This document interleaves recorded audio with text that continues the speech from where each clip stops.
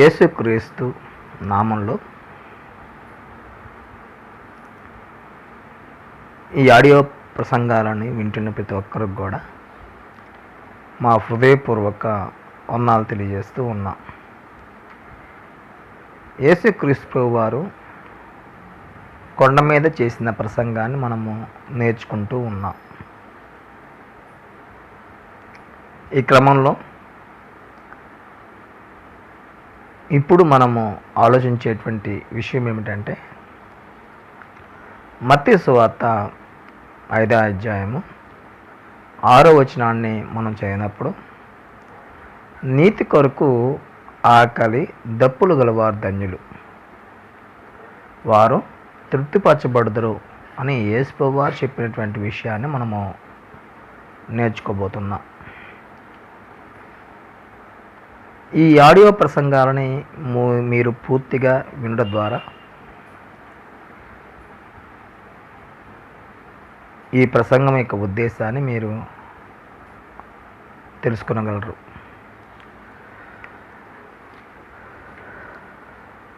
ఈ మొదటి భాగంలో మనము ఆలోచించేటువంటి విషయం ఏమిటంటే, క్రైస్తవులు దేవుని నీతిని సాధకము చేస్తారు. క్రైస్తవులు దేవుని నీతిని సాధకము చేస్తారు. యేసు వారు చెప్పేటువంటి ఈ మాట చాలా బలమైనటువంటి మాట. ఎందుకంటే మానవుని జీవితంలో ఆకలి దప్పిక అనేది తీవ్రమైనటువంటి బలమైనటువంటి కోరిక. ఈ కోరికను సంతృప్తిపరచుకోవడానికే మనుషులు ప్రయాసపడుతున్నారు. కానీ యేసు వారు ఈ కోరికను సంతృప్తిపరచుకోవడానికి లేక ఈ కోరికను తీర్చబట్టడానికి యేసు వారు చెప్పినటువంటి మాట ఏంటంటే, దేవుని నీతిని దేవుని రాజ్యమును మొదట వెదకుడి, అప్పుడు అవన్నీ కూడా మీకు అనుగ్రహింపబడతాయి అని చెప్పడం జరిగింది. భౌతికమైనటువంటి మన శరీర అవసరాలకు కావలసినటువంటిది ప్రతిదీ కూడా దేవుడు అనుగ్రహిస్తాడు. అయితే మొదటిగా మనము చేయవలసిన పని ఏమిటంటే, దేవుని నీతిని దేవుని రాజ్యాన్ని వెతకాలి. తద్వారా దేవుడు మన భౌతిక అవసరాలు తీరుస్తాడని యేసు వారు అభయం ఇస్తున్నాడు. మనము లోకముతో పాటు జీవించేటువంటి ప్రజలుగా ముందుకెళ్తూ ఉన్నాం. లోకము దేవుని శక్తిని ఎరగని వారై ఉన్నారు. వారు ప్రయాసపడి ఈ భూమి మీద జీవిస్తూ ఉన్నారు. దేవుని రాజ్యము దేవుని నీతిని వారు కలిగి జీవించడానికి ఎంత మాత్రం కూడా ఇష్టపడిన వారై ఉన్నారు. అందుచేత వారికి ఈ విషయాలు, ఈ ఆలోచన శక్తి వారికి ఉండదు. అందువలన క్రైస్తవులు దేవుణ్ణి అర్థం చేసుకోవాలి. దేవుడు మన పట్ల చూపించేటువంటి అమితమైన ప్రేమను కూడా అర్థం చేసుకోగలగాలి. మనం ఎందుకు సృష్టింపబడ్డామో, ఎలా సృష్టింపబడ్డామనే విషయాన్ని మనం అర్థం చేసుకున్నప్పుడే దేవుడు మనకి బాగా అర్థమవుతాడు. సమగ్రవంతమైనటువంటి దేవుని యొక్క పరిపాలనని మనము పూర్తిగా అవగాహన చేసుకోవాల్సిన అవసరం ఉంది. అందుచేత యేసు వారు తెలియజేసేటువంటి విషయం ఏంటంటే, మత్తయి సువార్త 6వ అధ్యాయము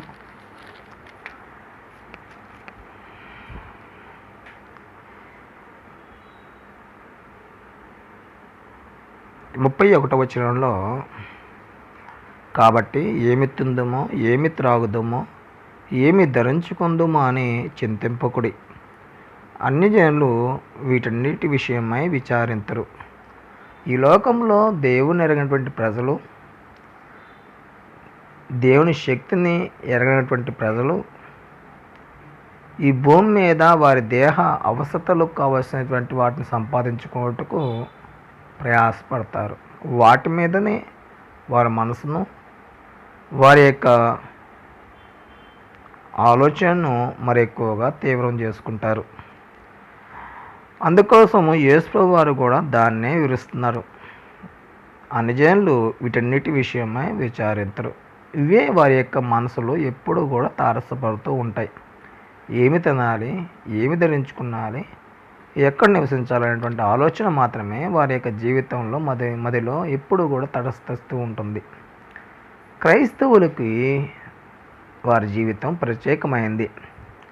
దేవుడు క్రీస్తు యేసునందు వారిని పిలుచుకున్న విధానము ఎంతో గొప్పది. దేవుని రాజ్యములో వారి యొక్క ఆలోచన శక్తిని మెరుగుపరచడానికి, దేవుని జ్ఞానాన్ని వారు అర్థం చేసుకోవడానికి దేవుడు వారిని క్రీస్తు ద్వారా పిలుస్తున్నాడు. అందుచేత యేసుప్రభు వారు ఏమని సెలవిస్తాడంటే 32వ వచనంలో అంటాడు, ఇవన్నీ మీకు కావాలని మీ పరలోక తండ్రికి తెలియను. అవును, దేవుడు మనల్ని సృష్టించాడు. మనం ఎలా సృష్టింపడ్డామో ఆయన ఎరుగున్నాడు. మనకి ఏది అవసరమో కూడా ఆయనే ఎరుగున్నాడు. ఆయన మన జీవితానికి, మన అవసరతలకి ఏది మంచిదో, ఏది ప్రయోజకరమైందో ఆయన మాత్రమే ఎరిగినవాడై ఉన్నాడని మనం తప్పక గ్రహించాలి. దేవుడు చెప్పేటువంటి ప్రతి విషయము మన దేహానికి, మన ఆత్మకి ప్రయోజకరమై ఉందనే విషయాన్ని మనం ఆలోచించగలగాలి. అందుచేత యేసుప్రభు వారు చెప్తున్న మాటను మనం అర్థం చేసుకున్నప్పుడు, ఇవన్నీ మీకు కావాలని మీ పరలోక తండ్రికి తెలియను. దేవుడికి తెలిసినంత విషయము మనకు తెలియదు. దేవుడు మన విషయంలో ఎక్కువగా ఆలోచిస్తున్నాడు. ఆయన సంకల్పానికి అనుగుణంగా మత్తయి సువార్త 6వ అధ్యాయము 33వ వచనంలో, కాబట్టి మీరు ఆయన రాజ్యమును నీతిని మొదట వెతుకుడి, అప్పుడు అన్నీ మీకు అనుగ్రహింపబడును అని చెప్పి యేసుప్రభు వారు తెలియజేయడం జరిగింది.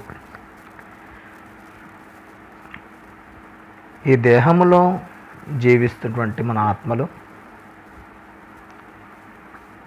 దేవుని నీతిని, దేవుని రాజ్యాన్ని మొదటిగా వెతకవలసిన వారై ఉన్నారు. ఇది మన జీవితంలో జరిగించవలసినటువంటి మొదటి విషయం. ఇది సత్యము. యేసుప్రభు వారు మనకు సత్యాన్ని నేర్పిస్తున్నాడు. దేవుని నీతిని, దేవుని రాజ్యాన్ని మనం మొదటగా వెతకటం ద్వారా మనము సంతోషంగా, ఆనందంగా భూమి మీద జీవిస్తాం. దేవుడు కోరుకుంటుంది మన ఎడల అదియే. ఆయన నీతిని, ఆయన రాజ్యాన్ని వెతికే వారంగా మనం ఉన్నప్పుడు మనం దేవుని యొక్క పరిపాలనని అర్థం చేసుకుంటాం. భూమి మీద మన జీవితాన్ని ఎలాగ ముగించాలో కూడా మనకి స్పష్టంగా అర్థమవుతుంది. ఈ దేహములో జీవిస్తున్నంత కాలము కూడా దేవుని రాజ్యంలో జీవించవలసిన జీవితాన్ని మనము ఆనందిస్తూ, సంతోషిస్తూ ఈ జీవితాన్ని గడపవలసిన వారమై ఉన్నాం. దేవుడు అందుకోసమే మనల్ని సృష్టించడం విషయాన్ని మనం ఎప్పుడు కూడా మర్చిపోకూడదు. దేవుడి రాజ్యంలో జీవించవలసిన జీవితమే మన యొక్క భవిష్యత్తు జీవితానికి పునాదై ఉంది. అందుచేత మన పరిస్థితి పరలోకముందున్న విషయాన్ని మనం ఖచ్చితంగా గుర్తుపెట్టుకోవాలి. ఈ భూమి మీద మనము యాత్రికులము, పరదేశులమై ఉన్నాము. అందరూ కూడా, విశ్వాసులందరూ కూడా దాన్ని మనసులో పెట్టుకొని జీవించారు. భూమి మీద వారు పరదేశులుగాను, యాత్రికులుగాను వారు అర్థం చేసుకొని విశ్వాస యాత్రను జాగ్రత్తగా ముగించారు. ఈ భూమి మీద వారు స్థిరంగా భౌతికమైనటువంటి మనసుతో వారు జీవించలా. వారు కేవలము ఈ భూమి మీద ఉండవలసినటువంటి జీవితాన్ని దేవుని కోసము వారు ఎలాగ చూడగలిగారో, వారు ఎలాగైతే అర్థం చేసుకోగలిగారో మనం కూడా ఆ విధంగా చూడవలసిన వారే ఉన్నాం, అర్థం చేసుకునే వారే ఉన్నామని మనం ఖచ్చితంగా గుర్తించవలసిన వారమై ఉన్నాం. అయితే దేవుని నీతి యేసుక్రీస్తు ద్వారా బయలుపరచబడింది. ధర్మశాస్త్రంకు వేరుగా దేవుడు యేసు ప్రభునందు దాన్ని బయలుపరిచాడు. ఆ నీతి అపోస్తలుడైన పౌలు రోమీయులకు రాసిన పత్రికలో వివరిస్తూ ఉన్నాడు. రోమీయులకు రాసిన పత్రిక 3వ అధ్యాయము 21వ వచనంలో ఇట్లుండగా ధర్మశాస్త్రములకు వేరుగా దేవుని నీతి బయలుపరచబడుతుంది. ధర్మశాస్త్రము వేరుగా దేవుని నీతి క్రీస్తునందు బయలుపరచబడుతుంది. ఎవరైతే క్రీస్తు యేసు యొక్క రక్తం ద్వారా నీతిమంతులుగా తీర్చబడుతున్నారో వారు నమ్మిన వారందరికీ దేవుని నీతిగా ఎంచబడుతూ ఉంది. దేవుడు ఇప్పటి కాలమందు తన నీతిని కనపరచాలని ఉద్దేశించాడు. రోమీయులకు రాసిన పత్రిక 3వ అధ్యాయము 26వ వచనంలో క్రీస్తు యేసు రక్తమందలి విశ్వాసము ద్వారా ఆయన్ను కరుణాధారంగా బయలుపరచును. యేసు ప్రభు క్రైస్తవులకి కరుణాధారంగా ఉన్నాడు. దేవుడు ఇప్పటి కాలమందు తన నీతిని కనపరచు నిమిత్తము యేసు ప్రభునందు దేవుడు తన నీతిని కనపరచాలని ఉద్దేశించాడు. తన నీతి ఉన్నతమైంది, పరలోక సంబంధమైంది. దేవుని జ్ఞానము తన నీతిని యందు బయలుపరచబడుతున్న విషయాన్ని మనము అర్థం చేసుకునవలసిన వారం అన్నాం. దేవుడు తన నీతికి వేరుగా ఏది చేయడు. తన నీతిమంతులను తన యందు విశ్వాసం ఉంచిన వాడిని నీతిమంతునిగా తీర్చుటకు యేసు ప్రభు యొక్క రక్తాన్ని దేవుడు మన కోసం ప్రోక్షిస్తూ ఉన్నాడు. అందుచేత యేసు ప్రభునందు ఎవరైతే విశ్వాసం ఉంచుతున్నారో వారందరినీ కూడా దేవుడు నీతిమంతులుగా తీర్చుతున్నాడు అనే విషయాన్ని మనం అర్థం చేసుకుంటూ ఉన్నాం. అయితే నీతిమంతులైనటువంటి వీళ్ళు అనగా క్రైస్తవులు క్రీస్తునందు నీతిని సాధకం చేసేటువంటి అవివాలను కలిగి ఉండాలి. రోమీయులకు రాసిన పత్రిక 6వ అధ్యాయము 13వ వచనంలో ఈ విషయాన్ని రాస్తున్నాడు గ్రంథకర్త. మరియు మీ అవివాలను దుర్నీతి సాధనముగా పాపముకు అప్పగింపకుడి, అయితే మృతుల్లో ఉండి సజీవం అనుకొని మిమ్మల్ని మీరే దేవునికి అప్పగించుకునడి. మీ అవివాలను నీతి సాధనములుగా దేవునికి అప్పగించుడి. పౌలు స్పష్టంగా తెలియజేస్తున్నాడు. ఈ భూమి మీద మానవుని యొక్క జీవిత విధానాన్ని స్పష్టంగా నేర్పిస్తున్నాడు. క్రీస్తు యేసునందు నీతిమంతులుగా తీర్చబడిన వారు దేవుని నీతిని సాధకము చేసుకోవాలి. యేసు ప్రభువు వారు చెప్పిన విషయం కూడా అదే. ఆకలి, దప్పిక తీవ్రమైన బలమైన కోరిక అయినప్పటికీ దేవుని నీతిని అంత తీవ్రంగా భూమి మీద జరిగించేవారుగా ఉండాలని యేసు ప్రభువు కోరుకుంటున్నాడు. దేవుని నీతి మనం జరిగించాలంటే దేవుని నీతి ఏందో మనం తెలుసుకోవాలి. దేవుని నీతిని మనం అర్థం చేసుకోవాలి. అది ఎలాగో తర్వాత పాఠంలో మనము ఆలోచన చేద్దాం. అయితే గ్రంథకర్త ద్వారా మనం నేర్చుకుంటున్న విషయం ఏమిటంటే, ఒకప్పుడు లోకంలో జీవించేటప్పుడు మానవుడు ఆదామునందు తన అవివాలని దుర్నీతి సాధనాలుగా వాడాడు. సాతానేక పరిపాలన కింద తన అవివాలని అనగా నోరు, చెవులు, చేతులు, కాళ్ళు, హృదయము, మనస్సు, మనస్సాక్షి దేవునికి వేరుగా జీవించాయి. దేవుడు తాను సంకల్పించిన సంకల్పానికి మానవుడు వ్యతిరేకమైనటువంటి జీవితాన్ని జీవించాడు. క్రీస్తు యేసునందు సువార్త ద్వారా దేవుడు తన నీతిని మనకి బయలుపరిచి అటు నీతి చేత మనం జీవించాలని క్రీస్తునందు మనల్ని ఏర్పాటు చేసుకున్నాడు. ఇటు ఏర్పాటులో దేవుని యొక్క ఉద్దేశం ఏమిటంటే దుర్నీతి సాధనాలుగా వాడమైనటువంటి మన శరీర అవయవాలని నీతికి సాధనాలుగా వాడబడాలని దేవుడు కోరుకుంటున్నాడు. అందుకోసం దేవునికి మన శరీరాన్ని అప్పగించాలి.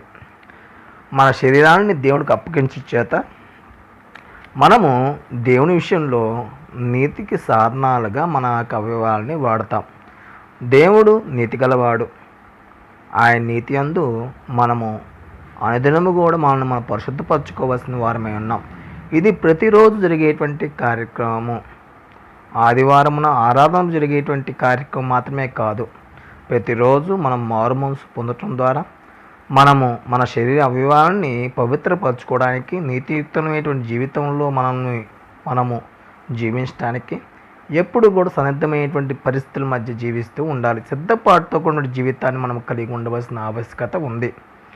అందుకే మీ అవయవాలను నీతి సాధనాలుగా దేవునికి అప్పగించండి అని చెబుతున్నాడు పౌలు. దేవుడు మనల్ని ఆ విధంగా ఉండాలని, ఆ విధంగా మనం జీవించాలని కూడా కోరుకుంటున్నాడు.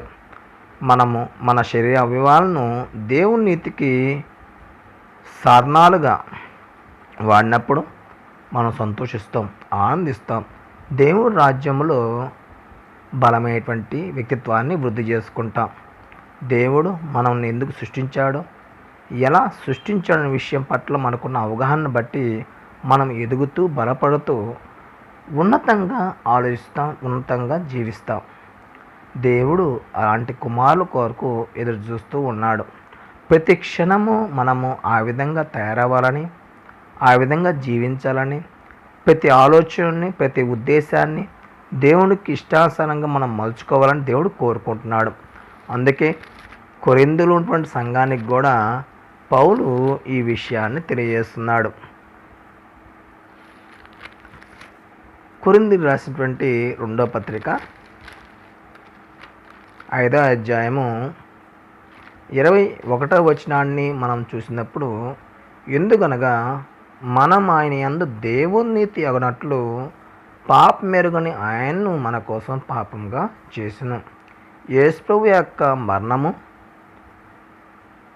మనం దేవుని నీతి అవ్వాలని, దేవుని నీతిలో మనము సాధకం చేయమైనటువంటి జీవితాన్ని మనం జీవించాలని, మనం పరిశుద్ధపరచుకుంటూ అనుదినము కూడా క్రీస్తు యేసునందు రక్తం ద్వారా నీతిని జరిగిస్తూ నీతి చేత మనము బలపడుతూ దేవుల్లో ఎదగాలని, దేవుడు ఆ విధంగా మనం ఎదగటం ద్వారా మన ఆత్మీయ జీవితాన్ని బట్టి సంతోషిస్తాడు, ఆనందిస్తాడు. మన కొరకు ఏర్పాటు చేసిన ప్రతి బహుమానాన్ని సిద్ధపరుస్తాడు. ఇదంతా కూడా మనం ఇష్టపడాలి. ప్రతి విషయాన్ని మనం ఇష్టపడకపోతే మన జీవితంలో దేవుడు ఏది జరిగించడు. ఈ విషయాన్ని మనం ఇష్టపడుతూ భూమి మీద జీవించవలసినటువంటి ఆవశ్యకత ఉంది. మనం ఈ భూమి మీద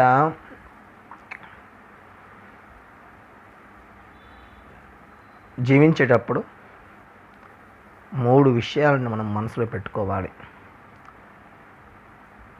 అవి మన అలవాట్లో భాగంగా మార్చుకోగలగాలి. మొదటి విషయం ఏమిటంటే, మన జీవితంలో ప్రతి పరిస్థితిని ఏది అవసరమైందో గుర్తించాలి. దేవుడి రాజ్యంలో జీవించవలసిన జీవితానికి ఏది అవసరమో, ఏది ఉత్తమమైందో, ఏది పవిత్రమైందో మొదటిగా మనం గుర్తించాలి. తద్వారా మనము ఆలోచించడం మొదలు పెడతాం. దేవుడు మనల్ని ఎందుకు సృష్టించాలనే విషయాన్ని మనము గుర్తించినప్పుడు మన ఆలోచన శక్తి వేటి మీద అయితే మన అవసరం అనగా వేటిని మనం సాధించడానికి ఏదైతే నిర్ణయించుకోవాలో దాని మీద గురి పెడతాం. రెండోదిగా మనము ఏదైతే గుర్తించామో దాని మీద లేదా ఆ పని నిమిత్తము నైపుణ్యాన్ని సంపాదించుకోగలగాలి, అనుభవాన్ని సంపాదించుకోగలగాలి.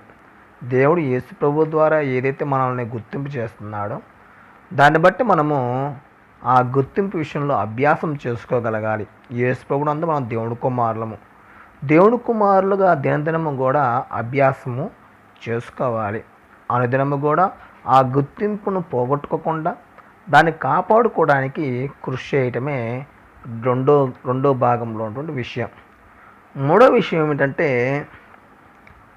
దేవుని కుమారులుగా మనం జీవించేటువంటి ఈ క్రమంలో మన శక్తిని, మన సమయాన్ని ఖర్చు పెట్టాలి. ఈ ప్రతి సందర్భంలో మనము ఎదగటానికి, బలపడటానికి, మన యొక్క గుర్తింపును కాపాడుకోవడానికి మనము చేయవలసినటువంటి విషయం ఏంటంటే, మనము సమయాన్ని ఎక్కువగా కేటాయించాలి, శక్తిని ఎక్కువగా కేటాయించాలి. తద్వారా మన ఆత్మీయ ఎదుగుదలకు కావాల్సిన ప్రతి పరిస్థితిని మనం బలపరుచుకుంటూ ముందుకెళ్ళేటువంటి అవకాశము ఉంది. కాబట్టి ఈ పాఠములో మనము ఆలోచించిన విషయం ఏంటంటే, క్రైస్తవులు దేవుని నీతిని సాధకము చేయాలి. దేవుని నీతి క్రీస్తు యేసునందు బయలుపరచబడుతుంది. విశ్వాసం ద్వారా నీతిమంతులుగా తీర్చబడినటువంటి క్రైస్తవులు దేవుని నీతిని సాధకం చేయనట్లుగా వారి అవయవాల్ని దేవునికి అప్పగించాలి. తద్వారా వారు ఆలోచన శక్తిని మెరుగుపరుచుకోవాలి. దేవుని రాజ్యంలో జీవించవలసిన జీవితాన్ని అభ్యాసం ద్వారా ముందు కొనసాగించగలగాలి. దేవుడు అందుకోసమే మనల్ని